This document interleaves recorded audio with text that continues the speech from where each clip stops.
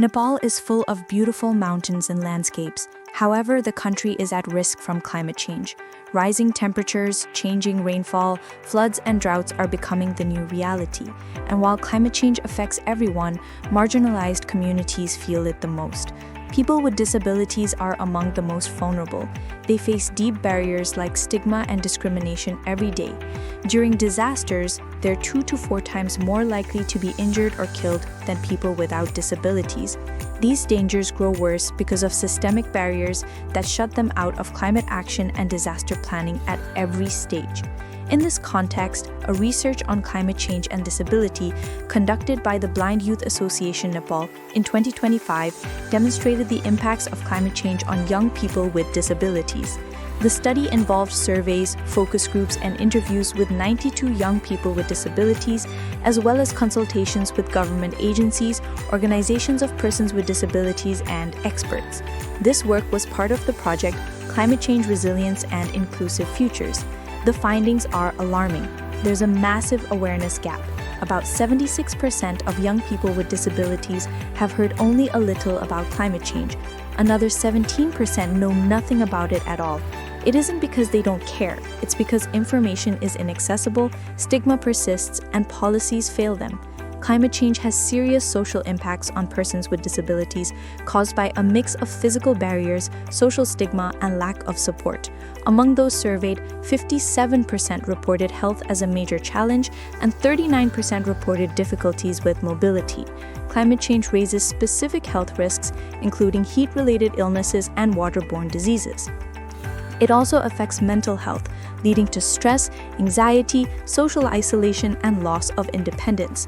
Unpredictable weather can trigger behavior changes and depression, especially for people with intellectual or psychosocial disabilities. Extreme weather makes it very difficult to move around with inaccessible evacuation routes and other barriers. Disasters often damage or destroy essential assistive devices like wheelchairs, hearing aids, or white canes, making it much harder for people to stay independent or evacuate safely. For women and girls with disabilities, the situation is even worse. Climate change becomes a threat multiplier.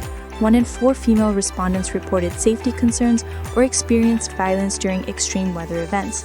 Perhaps most troubling, 81% said they've never participated in climate policymaking or program planning at any level.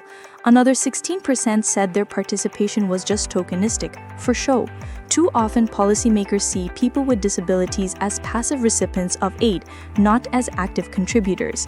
Empowering young people with disabilities to engage in climate justice requires coordination across all sectors. The guiding principle must be nothing about us without us. Governments need to embed disability inclusion into all climate policies and programs and allocate specific funding for it. Emergency responders and local officials urgently need training on disability inclusion. We must collect disaggregated data on disability to inform better policies and rescue efforts.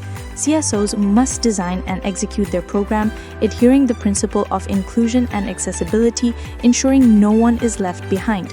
Most importantly, climate information must be accessible. Climate education and early warning systems need to work for everyone from the start. This means providing information in Braille, audio, sign language, accessible digital formats, and easy-to-read materials. The organizations of persons with disabilities should integrate climate change into their strategic plans, empower young people through training and mentorship, and advocate for systemic inclusion at every level. Young people with disabilities are not just victims. They bring valuable ideas and skills that can strengthen climate action. We need to remove barriers and stop treating their involvement as symbolic. When we respect the rights of young people with disabilities and support their leadership, we build a climate-resilient future that includes everyone. Let's amplify their voices. Let's make them leaders in the fight against climate change.